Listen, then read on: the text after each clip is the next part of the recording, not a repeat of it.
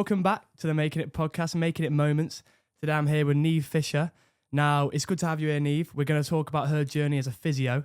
Neve wants to make it as a physio, so we're going to dive into that. So, welcome on, Neve. Your first podcast experience. Yeah.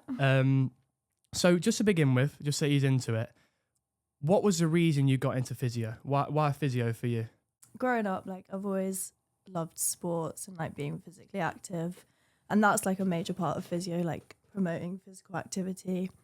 I've always been quite sociable. I'm quite a people person, so I think I always wanted to do something that was helping people, that also incorporated physical activity and sport.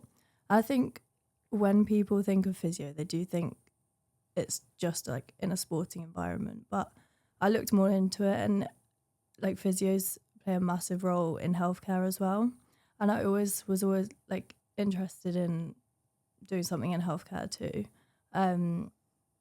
So I thought physio is a good mixture of both. It is quite hard when you're in school to know what you want to do, but I think, how old were you when you kind of clocked onto wanting to be a physio? Probably in sixth form, when I was looking at where to apply for uni and what to do. So I think that's where I decided. How have you found your course? Because obviously, physio is a very practical thing. How have you found that? Have you got a lot of practical experience from your course, or have you had to find that yourself? Well, as part of the course, everyone has to do 1,000 hours of placement, and the uni provides that for you. A lot of it was... Say 1,000 hours? Yeah, wow, across the 3 years, so it's very practical. And the placement is hard, living with your housemates who aren't doing physio and you're doing basically a full-time job alongside your studies. It's quite hard, but you get so much support from the uni and the lecturers and just everyone else on your course, because you're all going through the same thing. So all my placements have been sort of clinical, in hospital settings, and I've really I've loved them. And then I got the opportunity to start working with a sports team, so I started working with a rugby team. Nice. How did that come about? So one of the previous third years was working with this rugby team, and she put a message in the group chat, our society group chat, saying, does anyone want this experience? So I thought, I was a bit scared at first. I was it's kind of scary, going into something that you haven't had much experience with, because in uni, a lot of your placements are hospital settings. You're not really prepared for working in sports. So I just sort of went for it. I think with physio, you just have to say yes to any opportunity, because that's how you're going to get the most experience, and that's how you're going to build your confidence. So I just said yeah, I'm interested. What will it involve? So it's basically, I did a season throughout my third year. It was quite hard juggling that and the course and placement, but I managed. And it was, so one night a week they did training, and you'd be basically there to support people who had injuries. It was a lot of assessment, injury assessment, and then rehab planning. So it was really good to get that experience, because you don't get a lot of musculoskeletal experience unless you've had a placement on it. So I did that, and then also supporting on the match days, pitch side, basically first aid. It was quite scary at first, but I had a lot of support, and the physios there are amazing. It taught me so much. You must have had some with it being rugby, did you have any quite big heavy injuries you had to deal with? Not personally, because I just got lucky that no one broke their spine or something, but obviously with it being a contact sport, it does happen a lot, and I did a first aid course to prepare me for that. So you do when they go down, you do just run on, and you just have to be prepared for anything. And how was that experience? Because it must be quite daunting, male rugby, quite a big masculine sort of thing, that they're quite big, that sort of stuff, and you're it's one of your first experiences being a physio. How did you find that, trying to fit into that environment? Were they quite welcoming? How did you find that experience? Obviously at first it is quite intimidating, with it being a full male team. Coaches were male. But luckily, like, the other two physios were female. And I mean, it's not a massive difference, but it did help because you could tell they already had like that respect for those physios, because at the end of the day, you're there to help them and keep them safe. So you just gain that respect, and you know, they all like make use of you when you're there on the training nights. If they have injuries, like, they'll come to you and they'll trust you and respect you. And once I started to do the matches on my own, like, I did gain more respect as well, because they thought, oh, like, she does know what she's doing a little bit, even though I didn't really. But you just have to act like you know what you're doing. And so have you had an experience where so obviously quite early on you realised you wanted to do physio, you know, sixth forms are, you know, be proud of yourself. To know what you want to do at that sort of age is good.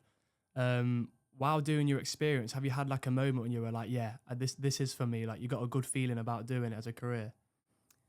Yeah, I mean, before I came to uni, I didn't really know like how broad physio is, because I think when a lot of people think of physio, they think it's just sports, just like massage, just hands-on, which it is, like, that is a big part of it in sport. But once you start going on your placements and you get that hospital experience, like on any ward in a hospital, well, most wards anyway, you'd have a physio team. If people are like really unwell, you know, physios will be there to support them as well and get them out of bed. And I think just the first time that I properly like saw a patient by myself and actually made a difference, I was like, yeah, like, this is for me. Can you tell us what that was, or is that? To be honest, it wasn't a massive moment. It was just, I was on an inpatient ward. It's made him a cup of tea. Yeah, I mean, that is part of the job as well. Yeah. Like, you make people tea, you take them to the toilet. Like, it's not always glamorous, but yeah. My educator just trusted me to go and see a patient by myself. I was like, okay. So I went, and all I did was like walk her down the corridor with a new walking stick. But I was like, well, I did that by myself. So well done. Be proud of yourself. And how much of it is, you know, it's quite a personal thing, physio. How much is it, like, how important is it to kind of like build that connection to the people? So let's say with your rugby environment, let's say with those patients in the hospitals, is it important to build that sort of like human connection with them? Definitely, yeah. As soon as you go and see a patient, you know, you'll introduce yourself. It's always good to have a bit of chat as well. Like it just makes it more enjoyable for them, especially people in hospital who are really unwell. Like, it's always nice to have someone be positive, and yeah, it's really important to make that connection. And in sports as well, like, obviously you're with the same team, so you will like get to know people, get to know how they play and like their mindset during the matches. Because obviously when you're like in rugby, for example, the players, like when you're in that game, I'm sure you'll know from playing football yourself, like, you don't want to come off the pitch. Yeah. And even if you know you shouldn't, if you're a bit injured, like, you don't want to come off, but you have to sort of know like that person and know if they'll be able to carry on or if it is best like to come off. But it's just having that connection with the person, really. Is it quite an uncomfortable thing at times, because obviously how personal it is, like do you feel a bit uncomfortable when you're doing it, especially for the first time when you were doing it? Yeah, I think like the first time it is quite hard, because you also feel like you don't know what you're doing, and you kind of do have to throw yourself in the deep end sometimes. Especially the first time I covered a rugby match by myself, I was terrified. Like, I was like, I don't know what I'm doing, but yeah, you just have to go for it. And the more you do it, like, you will build your confidence, and you also realize like you do know what you're doing, and it's fine.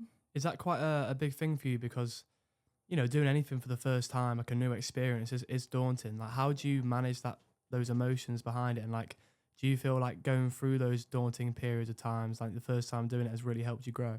Yeah, I think just like say yes to every opportunity, and like, even if you are worried, like, remember that a lot of people have been through the same thing, and yeah, like you do get a lot of support as well. And like when I'm on placement, my clinical educators, they're always there if you do need the support. But yeah, just go for it really. Has there been like a particular person who's like made a good impact on you so far in physio, like someone who's mentored you or guided you along, or just been there with you at the team or in the hospital? Like who's really helped you so far on your journey? I think a lot of people. I can't really choose one. But all the lecturers on my course are amazing. Like it's quite a small course. There's only 60 of us, around 60 on the course. So all the lecturers, they know you by name and they know what you're like, and they're always there to support you. And they've all got different backgrounds as well. It's so nice to see like how broad the career is, and they've all just loved like their clinical experience. Some of them still work half clinical, half like at the uni. I think also the lead physio at the rugby team, she's just so, like she knows everything. Like I don't know how, but she's been a massive help. She's just been like always there for me and always willing to teach me. Even if she's busy herself, like she has her own clinic and things, but she's just always offering me things. Like even now she's like sending me jobs, and I'm just like, it's so helpful. And then yeah, like my clinical educators, especially my last placement, I loved it, and she was so supportive, and it's just nice to see people who love what they do, really. Obviously, you were saying that, you know, right now you want to say yes to opportunity.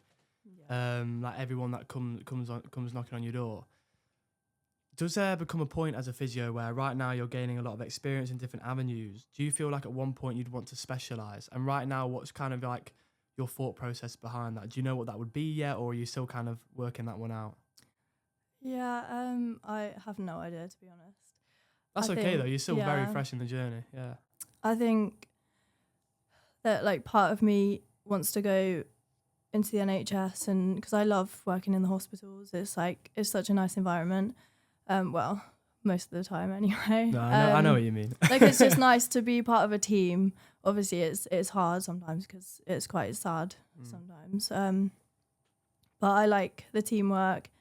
And then I do also like the sports side, so I don't know. It's like it's so hard. I think I'll just have to dip my toe into different things, or yeah, I've been like applying for a few jobs, and I'll just sort of see what I can get, and then eventually, yeah, I will probably specialize into what I enjoy the most. But yeah, it's just so broad. Like there's so many different things you can do. I like the idea of working abroad as well, like maybe because you know you can kind of go anywhere and do physio. So yeah, well, yeah. You've got so much ahead of you and so many experiences to do. Like you don't have to, you know, nail it down just yet. Yeah. You could always have your own like business and just do kind of dip your toes in everything. But how important is it like making an impact on people? Because, you know, did you think about that a lot when you wanted to be a physio? Is it quite fulfilling, like the work, and has that been like a big driver for you doing it? Yeah, definitely. It's so rewarding, especially.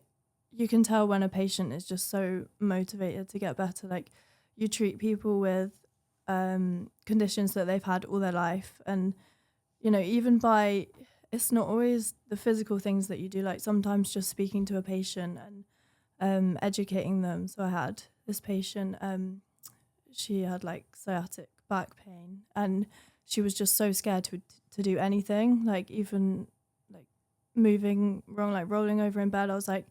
And I was able to educate her and say, like, it's okay. Like, you can go for a walk. Like, it's not going to make your condition worse. And just, like, even saying those little things can make such a big difference. And she walked away and she was so much happier.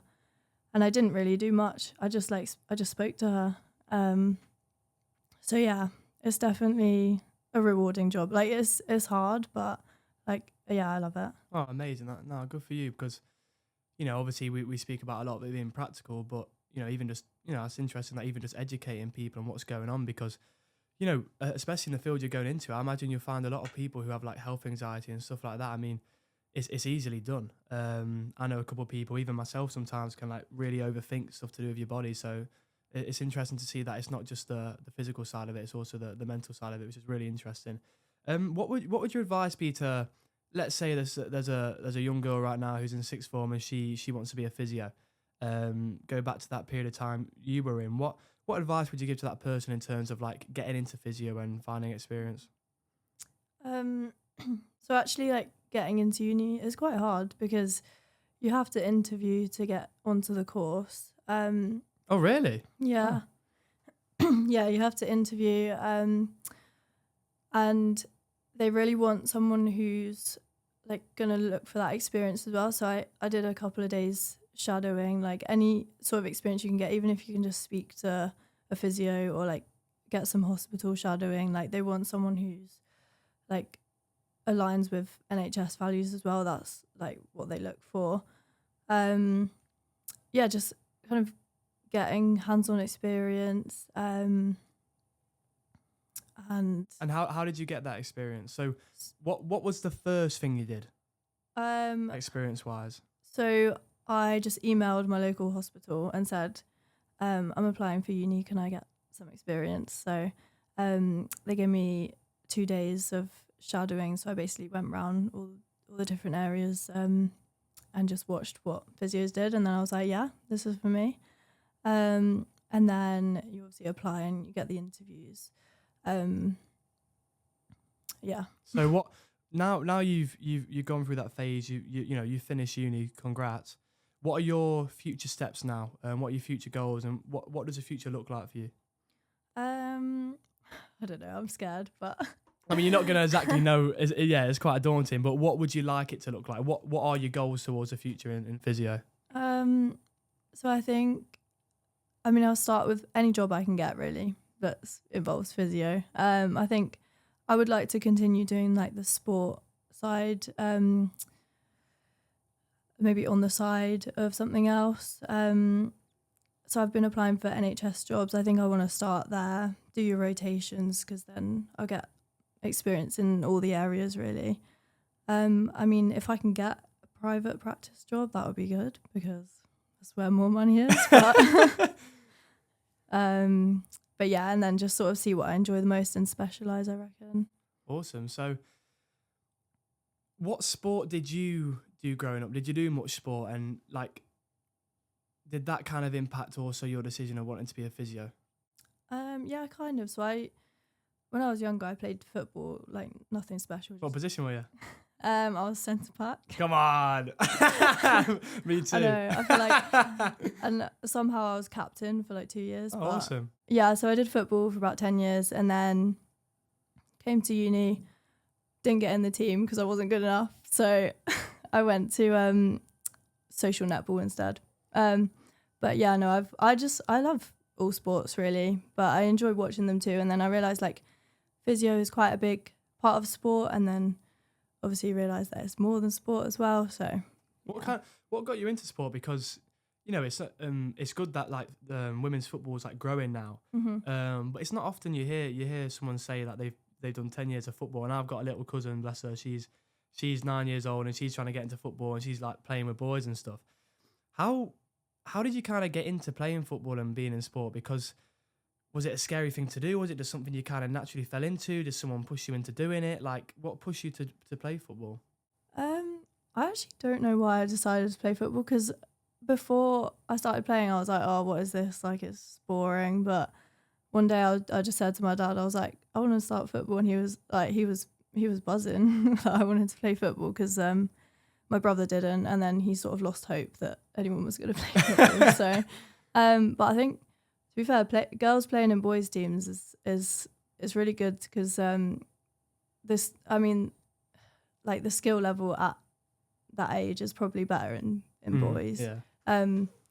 But no, and a few of my friends from school played football, and I just thought, yeah, why not? And I liked playing at school, and I was always into sports at school. So yeah, I just started from there, and then I loved my team growing up.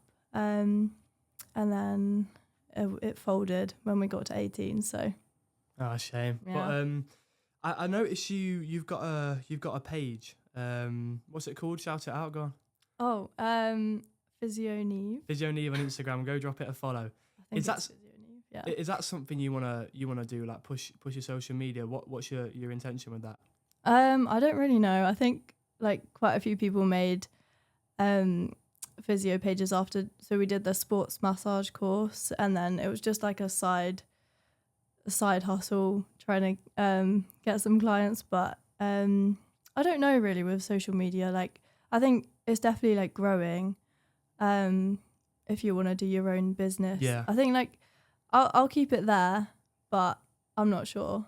Yeah, you're right with the own business thing, because realistically, like, if you're going for NHS, they're probably not looking too much for like a social media page. But coming towards the end of this podcast, is there anything else you'd like to get off your chest, or anything else you'd want to say to someone who is getting into physio, or anyone who's starting up? Is there anything else? Just give you that platform to say something if you want to say. I would say just, I mean, when you first go on placement, like it's so scary. But just stick with it, because like you will love it in the end. And I think like it is just hard starting out. Like when I started uni and we started the anatomy, I was like, oh God, like this is not for me. I'm not smart enough for this, but you just have to stick with it. Take every opportunity, and then yeah. Awesome. So thank you for coming on the podcast, Neve. It's been really nice to hear your experiences so far, and I hope that anyone listening who wants to get into physio, or just in general listening, can take some from that. I definitely took from that the fact that, you know, say yes to opportunities, and even if they're daunting, like, you know, get yourself in there, because you'll only grow from it. So thank you for coming on. Really appreciate it. That's been Neve Fisher, Making It Moments. Follow her physio page, and I'm sure you'll see her on the big screens one day. Thank you for listening. Thank you for watching. Thank you.